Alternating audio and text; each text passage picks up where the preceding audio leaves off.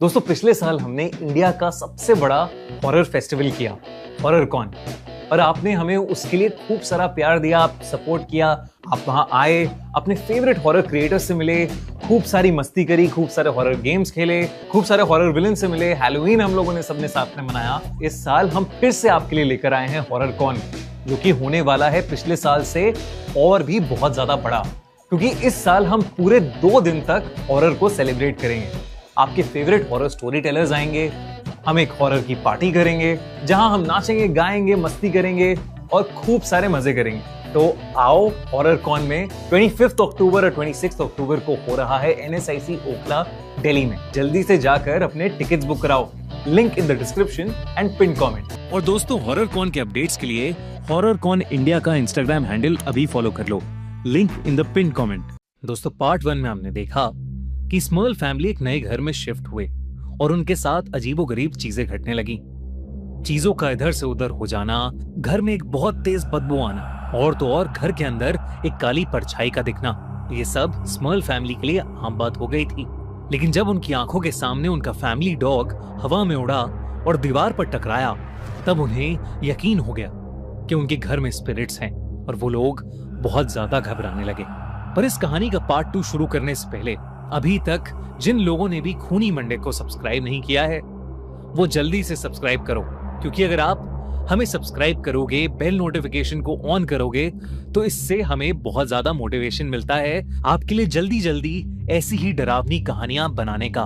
तो देर किस बात की, जल्दी से सब्सक्राइब बटन दबाओ और एंजॉय करो स्मर्ल्स फैमिली हॉन्टिंग का सेकंड पार्ट। जैसे जैसे वक्त बीतता रहा, स्मर्ल फैमिली के साथ हादसे बढ़ते जा रहे थे। जैक जब रात में सोता था तो उसे अक्सर ऐसा लगता था कि जैसे कोई उसके बहुत करीब है और उसके पास सांस ले रहा है, लेकिन उसे कभी कोई दिखाई नहीं देता था। फिर एक रात उसकी नींद एक जवान लड़की की आवाज से खुली। उसे ऐसा लगा कि शायद जैनेट उसे बुला रही है, लेकिन जब वो बेड पर पलटा तो वहां जैनेट नहीं बल्कि कोई और ही लड़की थी। उसका चेहरा एकदम सफेद सा पड़ा था और आंखों के नीचे बेहद काले गड्ढे थे। इससे पहले कि जैक कुछ कर पाता, उस लड़की ने जैक को पकड़ लिया और जैक बेहोश हो गया। जब उसे होश आया तो उसकी पूरी बॉडी पर किसी के नोचने के निशान थे। जब ये बात जैक ने जैनेट को बताई तो जैनेट ने उससे कहा कि उसके साथ भी अक्सर रात में ऐसा ही होता है।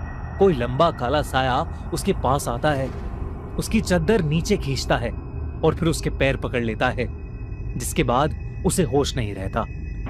जब वो उठती है तो उसकी बॉडी पर भी खरोंचे होती हैं। एक दूसरे की बात सुनकर दोनों अब काफी घबराने लगे थे। एक रात जब जैक और जैनेट अपने कमरे में सो रहे थे, जैक को एक बहुत ही अजीब सा सपना आया। वो सपने में हवा में फ्लोट कर रहा था, पर थोड़ी देर बाद जैक की आंख खुली तो उसे समझ आया कि वो कोई सपना नहीं था। जैक सच में अपने बिस्तर के करीब 2 फीट ऊपर हवा में फ्लोट कर रहा था। अचानक से जैक छटपटाने लगा और वो जोर से बिस्तर पर वापस गिर गया। जैनेट के साथ भी कई अजीब अजीब इंसिडेंट्स हुए। एक दोपहर जब जैक और जैनेट सो रहे थे तो उनकी नींद एक झटके से खुली। जैनेट को उसके बिस्तर से कोई नीचे घसीट रहा था। वो कोई जो ना दिख रहा था और ना ही सुनाई दे रहा था, बस पूरी जान से जैनेट को नीचे खींच रहा था। ये देखकर जैक ने जैनेट को ऊपर खींचने की कोशिश की, पर उस अदृश्य शक्ति की ताकत इतनी ज्यादा थी कि उसने जैनेट को बिस्तर से नीचे खींचा और जमीन पर घसीटकर कमरे के दूसरे कोने में ले गया। जैनेट चीखने के अलावा कुछ नहीं कर पाई। थोड़ी देर बाद उस ताकत ने जैनेट के शरीर को वहीं जमीन पर छोड़ दिया। अब जैक और जैनेट अपने साथ हो रहे इन घटनाओं से बुरी तरह डर चुके थे। स्मर्ल्स उसी घर में ऑलरेडी 13 साल बिता चुके थे और देरी ना करते हुए उन्होंने दुनिया के सबसे मशहूर पैरानॉर्मल इन्वेस्टिगेटर्स एड और लोरेन वॉरेन को बुलाया। 1986 में वॉरेन्स पहली बार उनके घर आए। एड और लोरेन डेमोनोलॉजी पढ़ते थे और कई बड़े पैरानॉर्मल इन्वेस्टिगेशन केसेस सॉल्व कर चुके थे। लोरेन के अंदर साइकिक एबिलिटीज थी जिससे वो नॉर्मल लोगों से ज्यादा देख, समझ और फील कर पाती थी। उसे स्मर्ल्स के घर में कदम रखते ही यह एहसास हो गया कि उनके घर में कोई एक आत्मा नहीं बल्कि कई आत्माएं हैं। वॉरेंस ने अपनी इन्वेस्टिगेशन शुरू कर दी।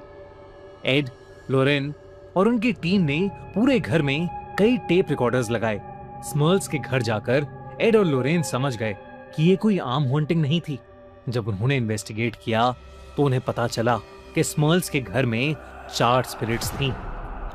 एक बूढ़ी औरत की जो किसी को नुकसान नहीं पहुंचाना चाहती थी, एक थोड़ी परेशान और गुस्सेल जवान लड़की की और एक लंबे चौड़े आदमी की।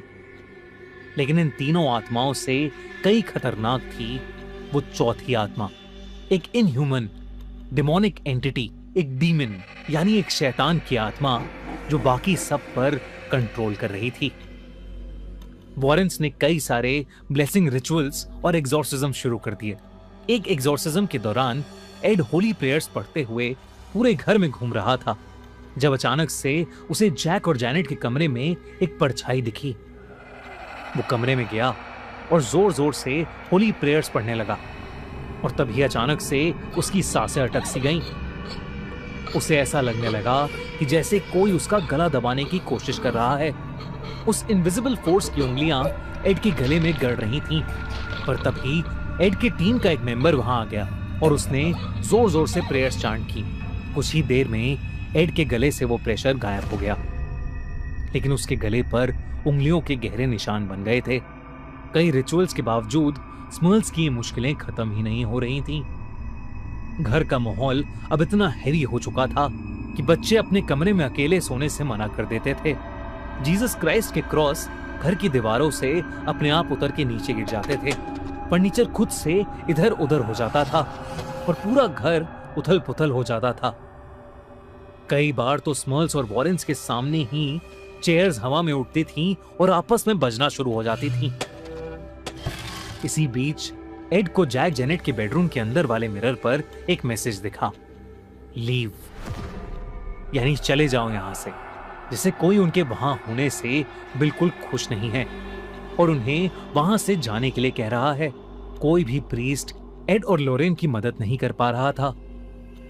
तब स्मर्ल फैमिली प्रेस के पास गई, इस उम्मीद में कि शायद कोई उनकी कहानी सुनेगा और उनकी मदद कर पाएगा। अपनी आइडेंटिटी छुपाकर जैक और जैनेट लोरेन के साथ एक टॉक शो पर गए जहां उन्होंने अपनी पूरी कहानी सुनाई। पर शायद वो डीमन नहीं चाहता था कि उसके बारे में बात हो। जब वो दोनों अपने घर वापस आए तो वो डीमन अपना बदला लेने के लिए तैयार बैठा था। उस रात सोते हुए जैक और जैनेट को ऐसा लगा कि जैसे उनका बेड बहुत जोर से हिल रहा है।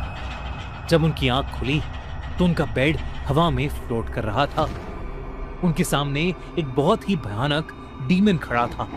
उन्होंने पहली बार अपनी आंखों से उस खौफनाक डीमन को देखा था। एक बड़ा लंबा चौड़ा काला साया, अंधेरे में बस उसकी लाल आंखें चमक रही थीं। उन्हें उसके गुर्राने की आवाज आ रही थी, जैसे वो बहुत गुस्से में है। अचानक जैक और जैनेट को सांस आनी बंद हो गई और वो छटपटाने लगे।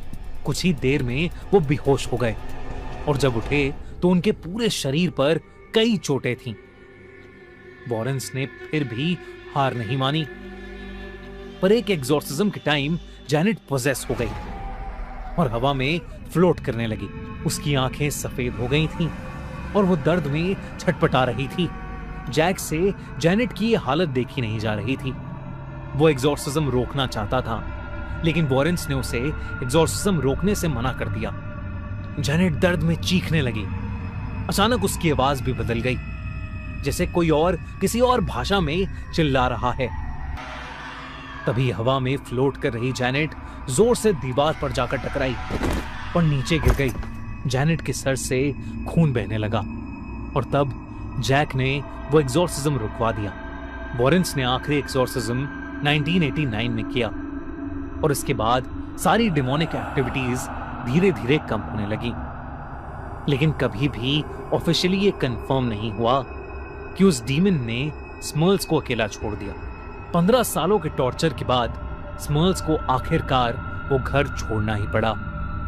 स्मर्ल्स हॉन्टिंग हिस्ट्री की उन हॉन्टिंग्स में से एक है जहां एक पूरी फैमिली को एक इनविजिबल हॉरर ने जकड़ रखा था।